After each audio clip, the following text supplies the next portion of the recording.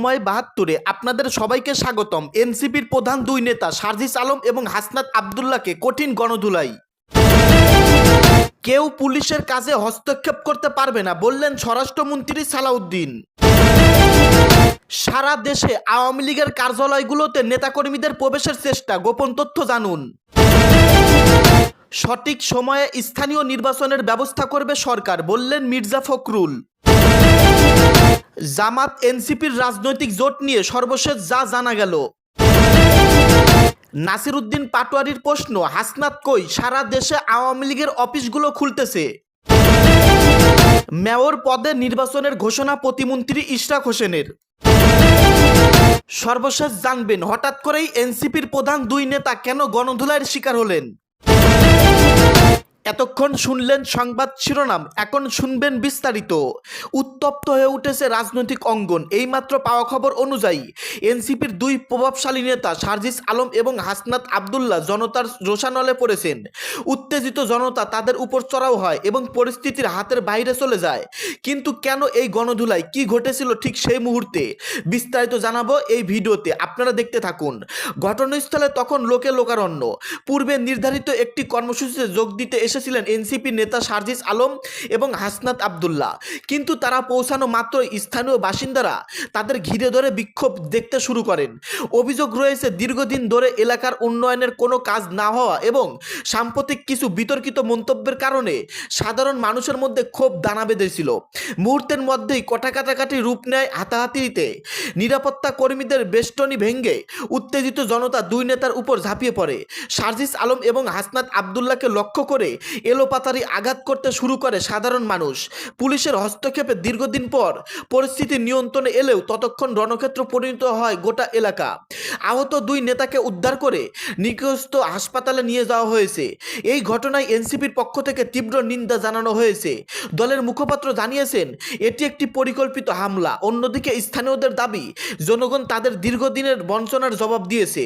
এলাকায় বর্তমানে বিপুল সংখ্যক পুলিশ মোতায়েন রয়েছেন। ঘটনার প্রকৃত কারণ অনুসন্ধান তদন্ত শুরু হয়েছে। পরিস্থিতি কোন দিকে মন নেয় সেদিকে আমরা নজর থাকবে। পরবর্তী আপডেটের জন্য সঙ্গে থাকুন। পুলিশের কাজে হস্তক্ষেপ করতে পারবে না বললেন স্বরাষ্ট্রমন্ত্রী। কেউ পুলিশের কাজে অবৈধভাবে হস্তক্ষেপ করতে পারবে না বলে জানিয়েছেন স্বরাষ্ট্রমন্ত্রী সালাউদ্দিন আহমেদ।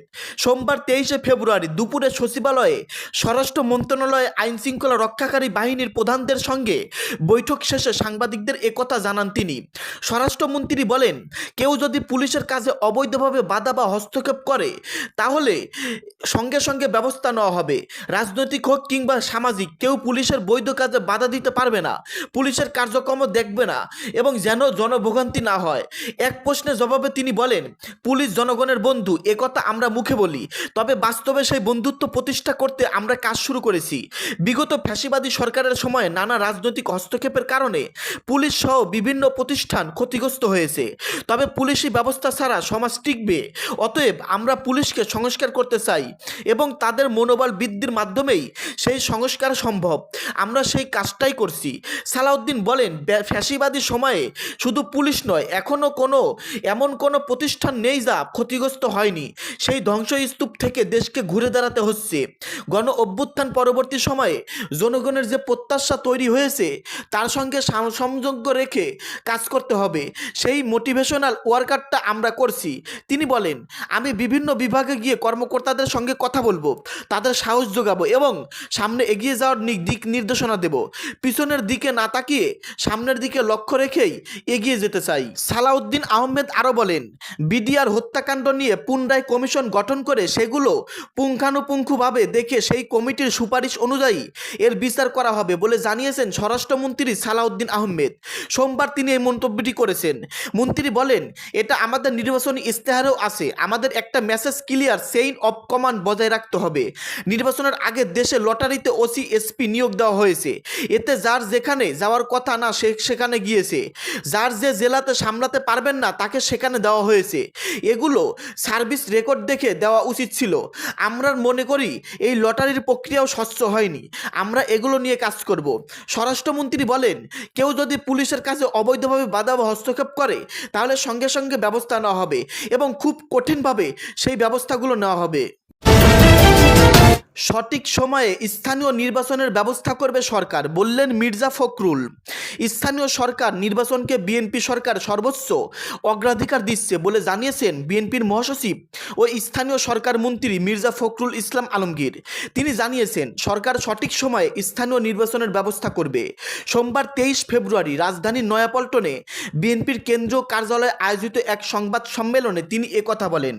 সংবাদ সম্মেলনে মির্জা ফখরুল বাংলাদেশের গণতান্ত্রিক আন্দোলনে প্রয়াত সাবেক প্রধানমন্ত্রী ও বিএনপির চেয়ারপারসন বেগম খালেদা জিয়ার অসামান্য অবদানের কথা গভীর শ্রদ্ধার সঙ্গে স্মরণ করেন।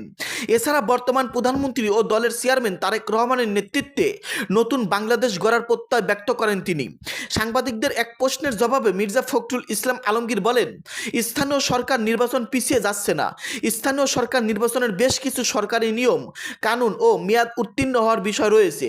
সবগুলো হিসাব এক জায়গায় নিয়ে এসে সরকারের তরফ থেকে সঠিক সময়ে আমরা এই নির্বাচনগুলোর ব্যবস্থা করব। তবে নিঃসন্দেহে এই নির্বাচনকে অগ্রাধিকার দেওয়া হবে। খালেদা জিয়ার অবদান ইতিহাসে লেখা থাকবে মন্তব্য করে বিএনপির মহাসচিব বলেন, এই অফিসটি আমাদের কাছে অত্যন্ত প্রিয়। এখান থেকেই গণতন্ত্র উত্তরণের সব আন্দোলন পরিচালিত হয়েছে। তিনি আমাদের ছেড়ে চলে গেছেন। তার সভাপতিত্বে এখানে আমরা বহু সভা করেছি। তিনি জনগণকে গণতান্ত্রিক আন্দোলনে ঝাঁপিয়ে পড়তে অনুপ্রাণিত করেছেন। তিনি আরও বলেন, আজ খুব কষ্টের সঙ্গে আমাদের মহান নেত্রীকে স্মরণ করতে হয়। তিনি বাংলাদেশের সামগ্রিক গণতান্ত্রিক আন্দোলনের সবচেয়ে বড় ভূমিকা রেখেছেন। 89 এর গণ আন্দোলন, 91 এর সরকার গঠন এবং 96 এর পর প্রতিটি আন্দোলন নেতৃত্ব দিয়ে তিনি গণতন্ত্র প্রতিষ্ঠা করেছেন। আমি বিশ্বাস করি শুধু বাংলাদেশ নয়, এশিয়া প্যাসিফিক অঞ্চলে গণতন্ত্র প্রতিষ্ঠায় তিনি অন্যতম শ্রেষ্ঠ নেতা। আগামীতে গণতন্ত্রের সংগ্রামের ইতিহাস লেখা হলে তার এই অবদান স্বর্ণাক্ষরে লেখা থাকবে। আমার আল্লাহ তাআলার কাছে প্রার্থনা করি তাকে যেন বেহেশত নসিব করা হয়। বর্তমান সরকারের প্রধানমন্ত্রী ও বিএনপির চেয়ারম্যান তারেক রহমানের ভূয়সী প্রশংসা করে মির্জা ফখরুল বলেন, আমরা এখন নতুন এক বাংলাদেশের স্বপ্ন দেখছি। আমাদের তরুণ নেতা, দলের চেয়ারম্যান ও বর্তমান প্রধানমন্ত্রী তারেক রহমান সাহেবের নেতৃত্বে আমরা কাজ শুরু করেছি। অতি অল্প সময়ের মধ্যেই তিনি দেশের মানুষের মধ্যে একটি শক্ত অবস্থান তৈরি করে নিয়েছেন। তিনি বলেন, তারেক রহমানের নেতৃত্বে বিএনপি আরও শক্তিশালী হয়ে উঠবে এবং বর্তমান সরকার তার কাঙ্ক্ষিত লক্ষ্যে পৌঁছাতে সফল হবে। শহীদ প্রেসিডেন্ট জিয়াউর রহমানের যে লক্ষ্য ছিল সত্যিকার অর্থে একটি সুখী সমৃদ্ধ বাংলাদেশ গড়ে তোলা, তা বাস্তবায়নে দেশের সব মানুষ আগের মতোই আমাদের দলকে সহায়তা করবে। নাসির উদ্দিন পাটোয়ারির প্রশ্ন, হাসনাত কই? সামাজিক যোগাযোগ মাধ্যমে দেওয়া এক পোস্টে হাসনাত আবদুল্লাহকে খুঁজছেন জাতীয় নাগরিক পার্টি এনসিপির মুখ্য সমন্বয়ক নাসির উদ্দিন পাটোয়ারি। সারা দেশের বিভিন্ন জায়গায় নিষিদ্ধ ঘোষিত আওয়ামী লীগ ও ছাত্রলীগের তালা দেওয়া ভবন খোলার বিষয়টি ইঙ্গিত করছেন। সোমবার তিনি এই মন্তব্যটি করেন। পোস্টে তিনি লিখেন, হাসনাত আবদুল্লাহ কই? লীগ তো দোকান খোলা শুরু করেছে, নির্বাচন তো হইল, এবার সংস্কার আর বিচার হইবে। নাসির উদ্দিন ওই পোস্টটিতে ইতিমধ্যে ভাইরাল হয়ে গেছে। 4 ঘন্টায় প্রায় 1.5 লাখ লাইক পড়েছে, কমেন্টস আছে 7,500-এর মতো। দর্শক, এতক্ষণ শুনলেন আপনারা গুরুত্বপূর্ণ প্রতিবেদন। এই সম্পর্কে আপনাদের মন্তব্য ভিডিওর কমেন্টে অবশ্যই লিখে জানিয়ে দিবেন। দর্শক, ভিডিও শেষ করার আগে ছোট্ট একটি রিকোয়েস্ট, সময় 72 ইউটিউব চ্যানেলটাকে সাবস্ক্রাইব করে সঙ্গেই থাকবেন। ধন্যবাদ।